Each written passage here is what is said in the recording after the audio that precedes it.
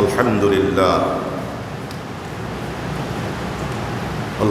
لله نحمده ونستعينه ونستغفره ونؤمن به ونتوكل عليه ونعوذ بالله من شرور أنفسنا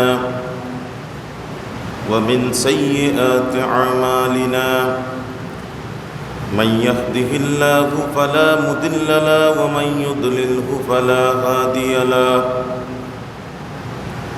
ونشهد أن لا إله إلا الله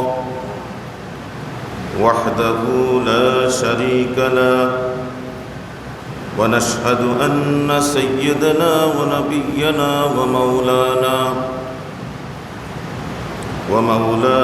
محمدا عبده ورسوله الذي أرسله بالحق بشيرا ونذيرا وداعيا إلى الله بإذنه وسراجا منيرا فقد قال الله تعالى في كلامه المجيد وفرقانه الحميد أعوذ بالله من الشيطان الرجيم بسم الله الرحمن الرحيم إن الله وملائكته يصلون على النبي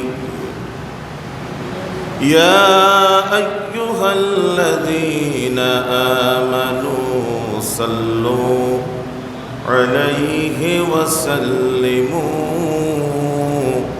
تسليما اللهم صل على سيدنا مولانا محمد وعلى آل سيدنا مولانا محمد اللهم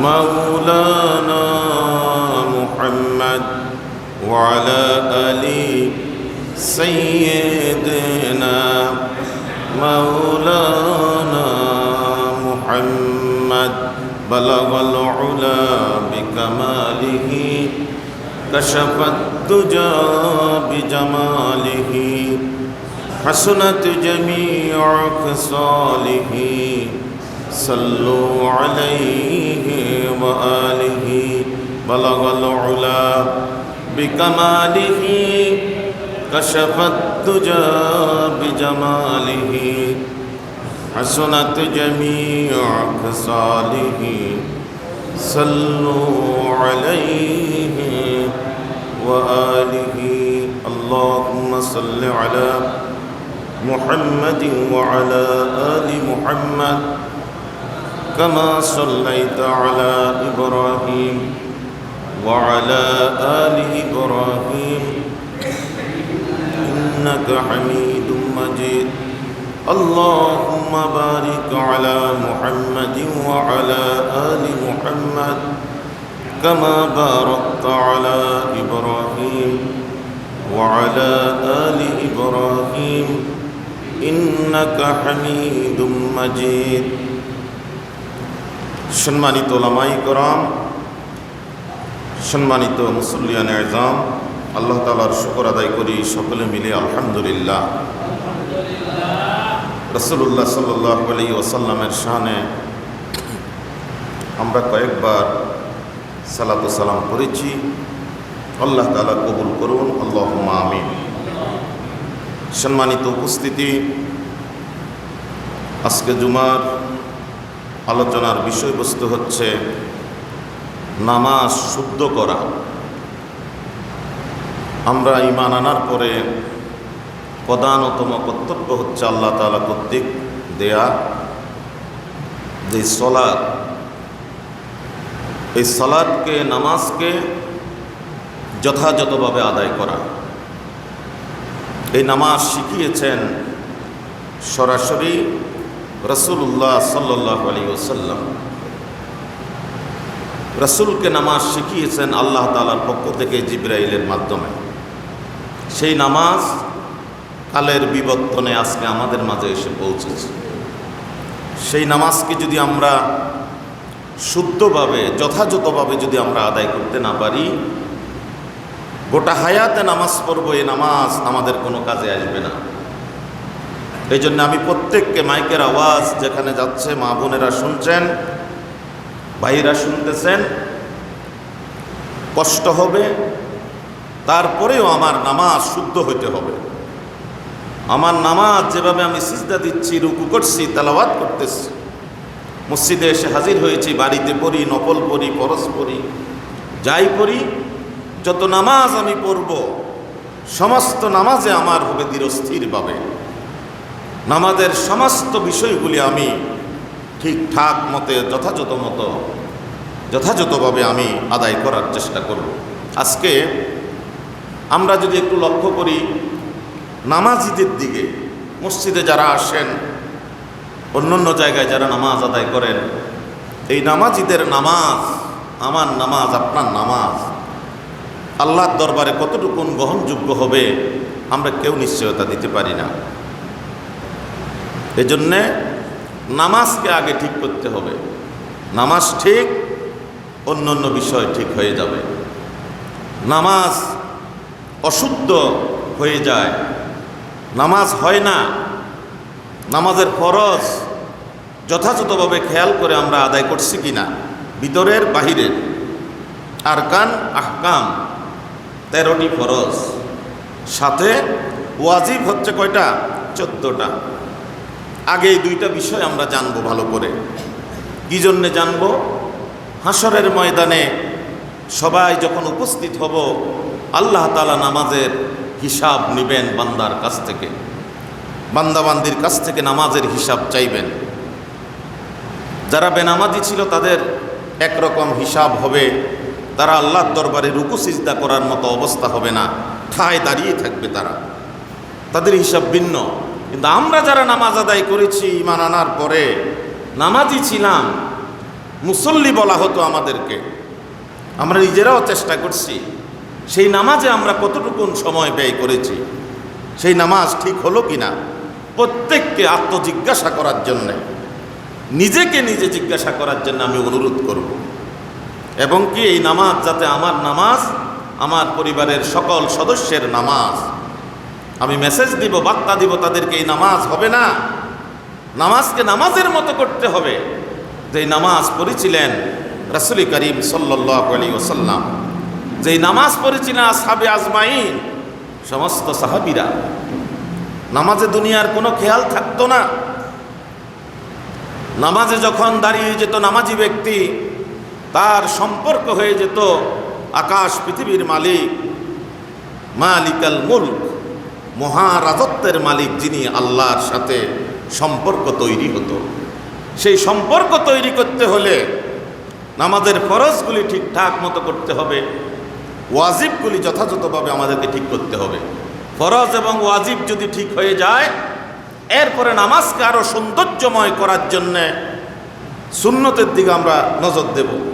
মুস্তাহাব আর অন্যান্য নামাজ যত রকমভাবে সুন্দর করা যায়, আমার রবের উদ্দেশ্যে আমি সিজদা দিচ্ছি, রুকু করছি, আমি পা দিয়ে হেঁটে হেঁটে মসজিদ পানে আসতেছি, সেই নামাজ কতটুকুন কার্যকর হচ্ছে সবাই এই নামাজ নিয়ে ভাববেন।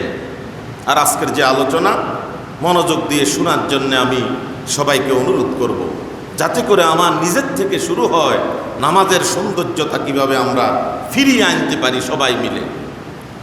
আমাদের প্রত্যেকের নামাজ যাতে আল্লাহর কাছে পৌঁছে যায়, এই নামাজ যাতে আকাশ পানে যখন ফেরেশতারা নিয়ে যাবে, সেখান থেকে আল্লাহ যাতে এগুলি আমাদের দিকে ছুঁড়ে না মারে, আল্লাহর কাছে যাতে নামাজ পৌঁছে যায়। এটা চাই না সবাই? সবাই চায়। কিছু কিছু নামাজির নামাজকে আল্লাহ তাআলা তার দিকে, দুনিয়ার দিকে ছুঁড়ে মারবেন এভাবে করে, তোমার নামাজ হয় নাই। কত বড় ব্যর্থতা! সম্মানিত ভাইদেরকে অনুরোধ করব, ফরজ ওয়াজিব যথাযথভাবে আদায় করতে হবে। ফরজ আদায় করব কেন? নামাজের ভিতরের বাহিরের যে 13টি ফরজ, এগুলি যদি কোনো একটা যদি ঘাটতি হয়, বরবাদ, নামাজ শুদ্ধ করার আর কোনো সুযোগ নাই। এগুলির দিকে যথাযথভাবে খেয়াল দিতে হবে, নজর দিতে হবে নামাজি ব্যক্তিকে। এই নামাজের তালিম ভালোভাবে করতে হবে, শিখতে হবে প্রয়োজনে, যে আমি শিখি, এতদিন যা করলাম আমার এখন থেকে যদি নামাজ আল্লাহর দরবারে কবুল হয়ে যায়, আমার এই চেষ্টার কারণে আল্লাহ তাআলা আমাকে ক্ষমা করে দিবেন। করবেন না? করবেন। তা আমার বান্দা তো চেষ্টা করছে তার নামাজকে ঠিক করার জন্য, শেষ বয়সে হলেও সে প্রচেষ্টা চালিয়েছে। আমরা কি নামাজ ঠিক করতে রাজি আছি সবাই? আমি অনুরোধ করব, এই নামাজ পড়তে এসে খামখেয়ালি করা যাবে না, অলসতা করা যাবে না, তাড়াহুড়া করা যাবে না। তাড়াহুড়া করে কোথায় যাব? বাড়িতে যাব, কি করব সেখানে? আমাদের কাজ আছে, অথবা বিশ্রাম নেব। কিন্তু নামাজের জন্য যতটুকু সময় এখানে ব্যয় করা দরকার, সেই সময় আমাদেরকে ব্যয় করতে হবে।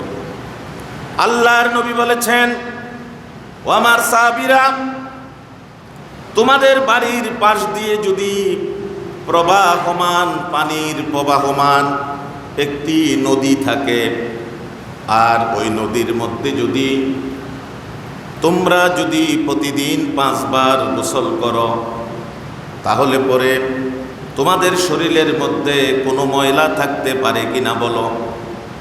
কোনো ব্যক্তি যদি স্রোতস্বিনী নদীর মধ্যে প্রতিদিন 5 বার গোসল করে, তার শরীরের মধ্যে আর কোনো ময়লা থাকতে পারে না, লোকটা পরিষ্কার পরিচ্ছন্ন হয়ে যায়। সাহাবীরা জবাব দিলেন, ইয়া রাসূলুল্লাহ, 5 বার যদি নদীতে কোনো ব্যক্তি গোসল করে, ওই ব্যক্তির শরীরে তো ময়লার চিহ্ন থাকার কথা না, পরিচ্ছন্ন হয়ে যাওয়ার কথা।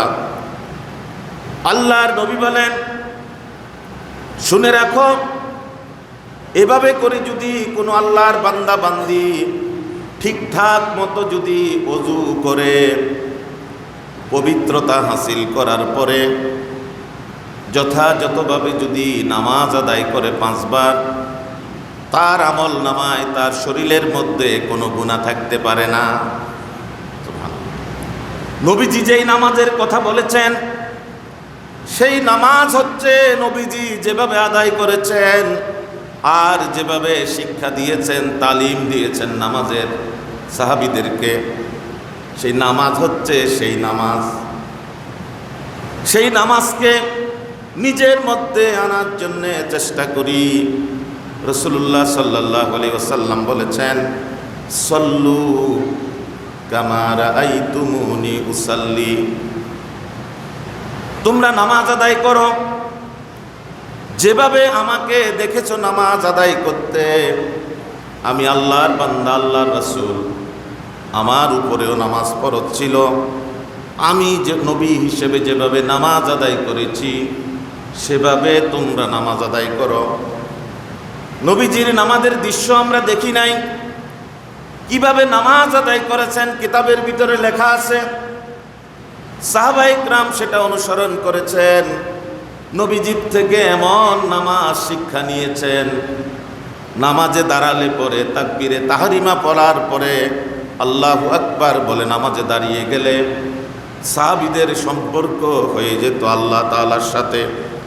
দুনিয়ার কোনো কিছু আর খেয়াল থাকতো না, যেন স্থির দাঁড়িয়ে আছেন। একটা মানুষ নামাজ আদায় করতেছে, কেরাতে কত মনোযোগী, রুকু সিজদার তাসবিহ তাহলিল যখন পড়েন, তাসবিহগুলি যখন পড়েন, তাশাহুদ যখন পড়েন, দুরূদ শরীফ যখন পড়েন, পূর্ণ মনোযোগিতার সাথে আদায় করতেন। নামাজের মনোযোগিতা কেমন ছিল? অসংখ্য ঘটনা সাহাবীদের জীবনে ছিল। প্রিয় ভাইরা, সেই নামাজকে আমরা নামাজের মতো করতে চাই। শুধু আমার জন্য নয়, আমি আমার পরিবারে নামাজের তালিম, আমি একবার হলেও বলি না যে নামাজকে একটু সুন্দর করি আমরা সবাই। কেরাতগুলি যথাযথভাবে পড়ি, রুকু সিজদা যথাযথভাবে আদায় করি, যেখান যেটা করা দরকার সেটা আমরা করব। নামাজ হচ্ছে দ্বীনের স্তম্ভ, as-salatu ইমাদুদ্দিন। এই নামাজ যদি ভেঙে যায়, নামাজ যদি নড়বড়ে হয়ে যায়, নষ্ট হয়ে যায়, দিন ভেঙে পড়বে। দিনের উপরে কিভাবে থাকবেন আপনি? আমি কিভাবে থাকব? কিভাবে আমি বলবো আমি মুসলমান? নামাজে তো ঠিক নাই। as-salatu রাসুল ইবাদা, নামাজ হচ্ছে সমস্ত ইবাদতের মাথা, শ্রেষ্ঠ নামাজ। এই শ্রেষ্ঠ ইবাদতকে মর্যাদার সাথে যথাযথভাবে আমাদেরকে আদায় করতে হবে ইনশাআল্লাহ। আসুন, ফরজগুলি আমরা জানি, এরপর ওয়াজিব জানবো। আজকে ফরজ ওয়াজিব। নামাজের ভিতরে যে ফরজ সমূহ আছে, কোনো বান্দি যদি নামাজ আদায় করতে গিয়ে ফরজগুলির দিকে যথাযথভাবে নজর না দেয়, একটা ফরজ যদি ছুটে যায়, তার নামাজ থাকলো না, নামাজ হবে না। প্রয়োজনে আবার দৌড়াই, দ্বিতীয়বার নামাজ আদায় করতে হবে একটা ফরজ যদি ছুটে যায়। সেগুলি কি কি? একটা হচ্ছে আরকান, আরেকটা হচ্ছে আহকাম। আহকাম হচ্ছে 7টি। নামাজের বাহিরে, নামাজে যখন দাঁড়িয়ে যাবেন, নামাজের বাইরে হচ্ছে কয় ফরজ? 7 ফরজ। 1 নাম্বার হচ্ছে গোটা আপাদা মস্তক শরীরটা পাক করতে হবে, পবিত্র করতে হবে। প্রয়োজনে গোসল করেন, অজু করেন। শরীরে যদি অপরিচ্ছন্নতা কিছু থাকে, নাপাকি থাকে, এটা দূর করতে হবে। তাহলে শরীর পূর্ণ পাক হইতে হবে। নাপাক শরীরে নামাজ আদায় হবে না। কাপড়গুলি পাক হইতে হবে। যে জামা কাপড় আমরা ব্যবহার করি, এগুলি যথাযথভাবে পাক সাফ পবিত্রতা হাসিল করতে, এটা নামাজের বাইরে। নামাজ শুরু করার আগে এগুলি প্রস্তুতি নিতে হবে, এই ফরজ। এরপরে নামাজ যে জায়গায় আদায় করব, স্থানটা কি হইতে হবে? পাক পবিত্র হইতে হবে। এরপরে নারী এবং পুরুষ সতরের ভিন্নতা আছে। পুরুষের জন্য যেই সতর ডাকি ফেলতে হবে, কাপড়ের মাধ্যমে সতর আবৃত করতে হবে। সতর উন্মুক্ত রেখে, খোলা রেখে নামাজ আদায় করলে নামাজ হবে? এই ফরজ ছুটে যাবে, বরবাদ হয়ে যাবে নামাজ। এরপরে কেবলামুখী হইতে হবে। এগুলির অনেক মাসলা মাসাইল আছে, আমরা যারা এখানে নামাজ আদায় করি আমরা তো জানি কেবলা কোন দিকে। এটার অন্য মাসালা আছে, আলোচনা দীর্ঘায়িত হবে, এই কারণে আমি আর সেটা বললাম না। কেবলামুখী হয়ে নামাজ আদায় করতে হবে। ওয়াক্ত ঠিক আছে কিনা সেটা আমাদেরকে দেখতে হবে, এগুলি ফরজ।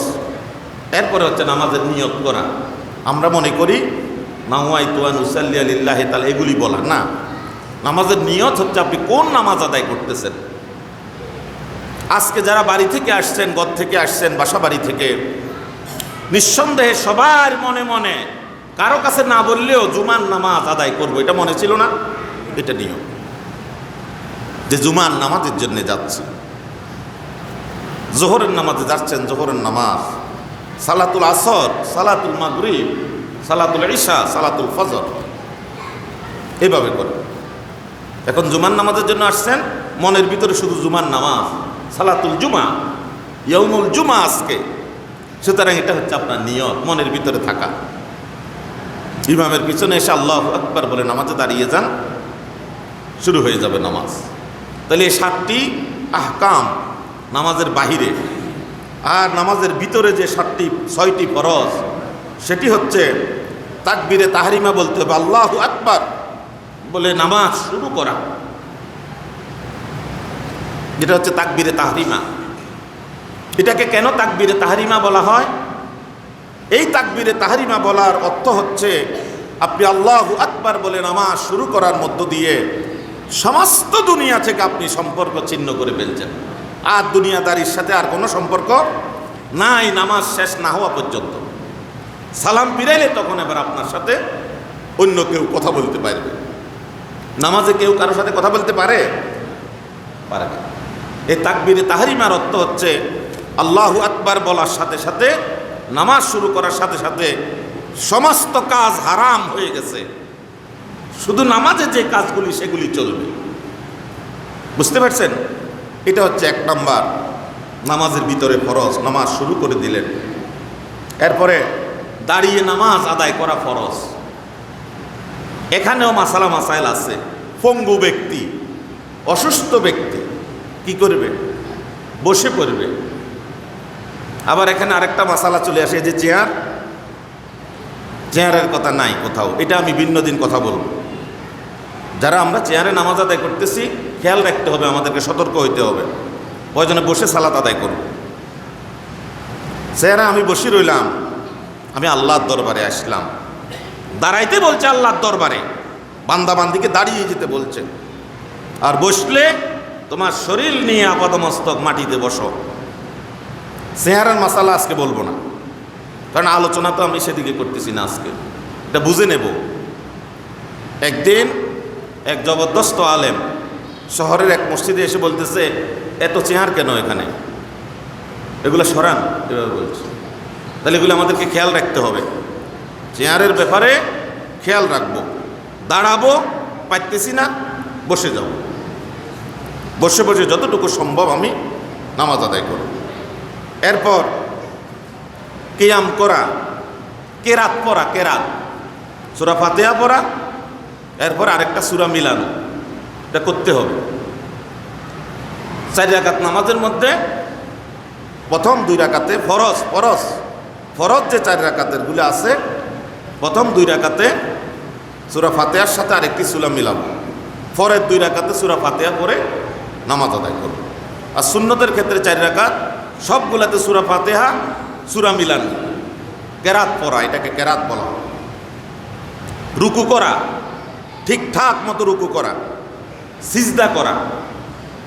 এরপরে শেষ বৈঠক, সর্বশেষ তাশাহুদ পড়ার জন্য যেখানে আমরা বসি। খেয়াল করবেন, 4 রাকাতের নামাজের মধ্যে 2 রাকাত পরে আমরা বসি, সেটা হচ্ছে ওয়াজিব। সেটা কি? 2 রাকাত পরে বসে যাই, এটা কি ওয়াজিব। আর সর্বশেষ বসাটা কি? ফরজ। এটা খেয়াল রাখবেন। এখন কেউ যদি 2 রাকাতের নামাজের মধ্যে হঠাৎ করে তাশাহুদ 2 রাকাতের এটা বসতে পারল না, দাঁড়াই গেল, এটা করতে পারল না, কি হবে? ওই যে ওয়াজিব তরক হয়ে গেলে সুহু সিজদা দিলে নামাজ শুদ্ধ হয়ে যাবে। কিন্তু সর্বশেষ যে বৈঠক বসা, এটা হচ্ছে ফরজ। এটা যদি কেউ না করে তার নামাজ হবে না। সুহু সিজদায় কাজ হবে? হবে না। সিজদা যথাযথভাবে আদায় করা। সিজদা যদি ছুটে যায় নামাজ হবে? আবার দ্বিতীয়বার পড়ব। খেয়াল করতে হবে। নামাজের মাসালাগুলি খুব বেশি জটিল না, মনোযোগ দিয়ে একটু খেয়াল করলে হবে। এবার আমাদের নামাজের যে ওয়াজিব 14টা, ওয়াজিব কয়টা? এই 14টা ওয়াজিব আমি সবাইকে বলবো, নারী পুরুষ সবাইকে যথাযথভাবে 14টা ওয়াজিব যাতে আমাদের চোখের সামনে বাসে। যে আমি নামাজ আদায় করতে গেলাম, নামাজও পড়লাম, আমার ওয়াজিব ছুটে গেছে, আমি সহু সিজদা করি নাই, তাহলে কি নামাজ হবে? হবে না। 1 নাম্বার ওয়াজিব হচ্ছে প্রতি রাকাতে সূরা ফাতিহা পড়া। এটা 1 নাম্বার ওয়াজিব, সূরা ফাতিহা পড়তেই হবে।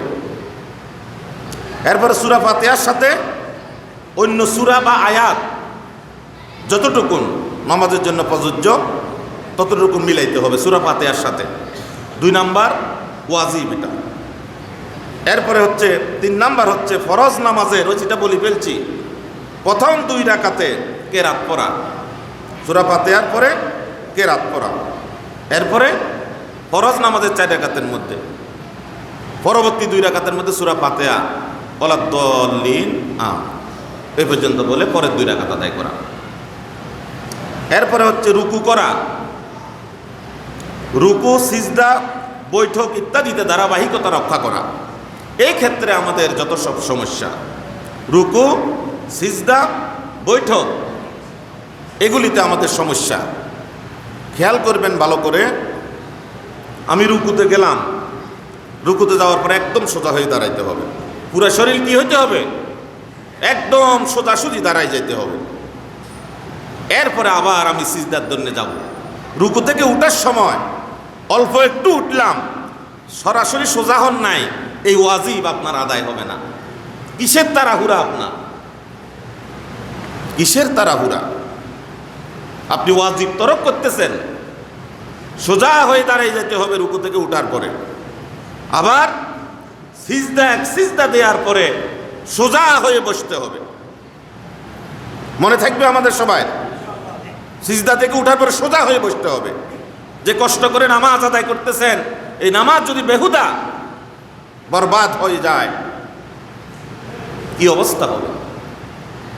আমি সবাইকে অনুরোধ করব, নামাজ যাই পড়েন আপনি নামাজের মতো করে নামাজ আদায় করেন। রুকু দিবেন, রুকু থেকে সামি আল্লাহু লিমান হামিদা বলে একদম তীর বরাবর সোজা হয়ে যাবেন। আপনার শরীর যতটুকু সোজা হয়, কেউ অসুস্থ ব্যক্তি থাকতে পারেন, উনি পুরাপুরি সোজা হইতে পারেন না, কথা বুঝেন ভালো করে। উনার শরীর যতটুকু সোজা হয় অসুস্থ ব্যক্তির, তিনি ততটুকু হবেন। কিন্তু আপনি সুস্থ, আপনি কেন রুকু থেকে সামান্য একটু হয়ে আবার সিজদায় চলে যাবেন? আপনি কেন করবেন এটা? সুস্থ ব্যক্তির জন্য এটা কখনো উচিত নয়, ওয়াজিব তরক হয়ে যাবে। অথচ আমরা হর হামেশা ওয়াজিব তরক করতেছি। তাহলে কি আমার নামাজ হইল? আমি সবাইকে অনুরোধ করব যে নামাজ বছরের পর বছর গোটা হায়াত ব্যাপী নামাজ আদায় করতেছি, সেই নামাজ আল্লাহর দরবারে গ্রহণযোগ্য হবে না। ওয়াজিব একটা দুইটা নয়, অসংখ্য ওয়াজিব প্রতিনিয়ত আমরা তরক করতেছি, বরবাদ হয়ে যাচ্ছে আমাদের নামাজ। এরপরে দুই সিজদার মাঝখানে যেটা বলছে সোজা হয়ে দাঁড়ানো, এটাকে বলা হয় কওমা, সোজা হয়ে দাঁড়ানো। এরপরে হচ্ছে রুকু থেকে উঠা, সোজা হয়ে দাঁড়ানো, এটা কওমা। আর দুই সিজদা থেকে উঠে সোজা হয়ে বসা, এটাকে বলা হয় জলসা। এরপরে রুকন, সিজদা এবং বৈঠকে এগুলি ধীরস্থিরভাবে আদায় করা। রুকু, সিজদা, বৈঠক একদম ধীরস্থিরভাবে, কোনো তাড়াহুড়া হবে না। এরপর হচ্ছে প্রথম বৈঠক 2 রাকাতের পরে আত্তাহিয়াতু করার জন্য বসা। অনেকের আত্তাহিয়াতু শুদ্ধ নাই, শুদ্ধ করুন। আত্তাহিয়াতু লিল্লাহি ওয়াসসালাওয়াতু ওয়াত-তাইয়্যিবাত। আসসালামু আলাইকা আইয়ুহান নাবিয়্যু ওয়া রাহমাতুল্লাহি ওয়া বারাকাতুহু। আসসালামু আলাইনা ওয়া আলা ইবাদিল্লাহিস সালিহিন। আশহাদু আল্লা ইলাহা ইল্লাল্লাহ ওয়াহদাহু লা শারীকা লাহু ওয়া আশহাদু আন্না মুহাম্মাদান আবদুহু ওয়া রাসূলুহু। এটা তাশাহুদ বলে। এটা কি বলে? তাশাহুদ। ঠিকঠাক মতো পড়া। একটা খেয়াল করবেন, অনেক সময় বিভিন্ন জামাতে যখন যায় নামাজে, তাশাহুদ পড়ে, দুরুদ পড়ে, দোয়া মাসুরা পড়ে, কখন উনি শেষ করে ফেললো সব কিছু, উনি গলা খেকুর মারে, অর্থাৎ সালাম ফিরানোর জন্য। অথচ ইমামের এগুলি পড়া হয় নাই, উনি পড়তেছেন। আপনিও পড়েন না এটা ধারাবাহিকভাবে, সময় পাচ্ছেন পড়েন, যথাযথভাবে পড়েন। এটা সালাম ফিরানোর মধ্য দিয়ে নামাজ শেষ করা। এরপরে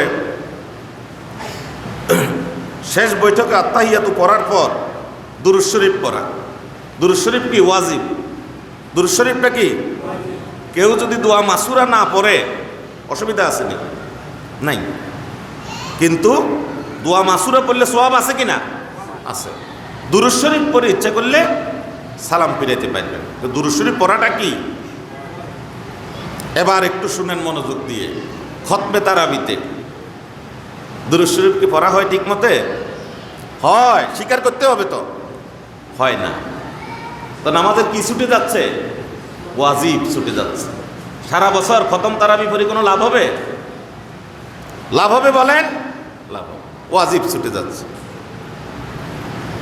হর হামেশা আমরা এটা করতেছি। তো আমরা কোথায় যাচ্ছি? আমরা আমি আজকে বিনয়ের সাথে সবাইকে অনুরোধ করব যে এই নামাজ রাসূলুল্লাহ সাল্লাল্লাহু আলাইহি ওয়াসাল্লাম ইন্তেকালের মুহূর্তে বলছেন, আস-সালাত আস-সালাত আস-সালাত, নামাজ নামাজ। সেই নামাজ আমরা আদায় করি।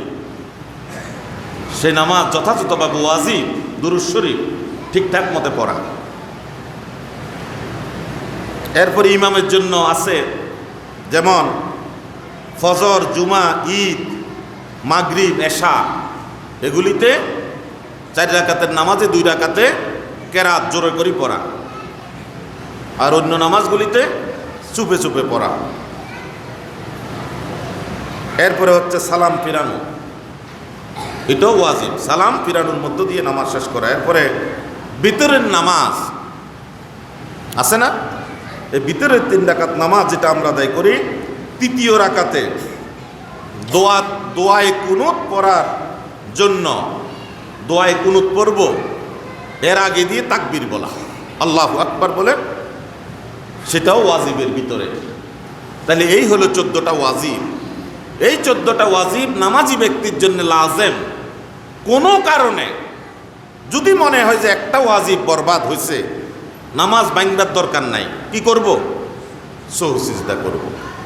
কথা শেষ পর্যায়ে এই নামাজ হইতে হবে আল্লাহর কাছে গ্রহণযোগ্য, যেভাবে গ্রহণযোগ্য হয় সেভাবে নামাজ আদায় করব। আমরা কি আজকে এই কথা শোনার পরে আমাদের নামাজ ধ্বংস হয়ে না যাক, আমাদের নামাজ বরবাদ হয়ে না যাক, আমাদের নামাজ আমাদের রব আল্লাহ তাআলার কাছে পৌঁছে যাক, আমরা আল্লাহর কাছে নামাজি হিসেবে সাব্যস্ত হই, যেই নামাজের হিসাব আল্লাহ নেবেন, সেই হিসাবের সময় যাতে আমাদের নামাজের প্রতি আল্লাহ সন্তুষ্ট হয়ে যান, রাজি হয়ে যান।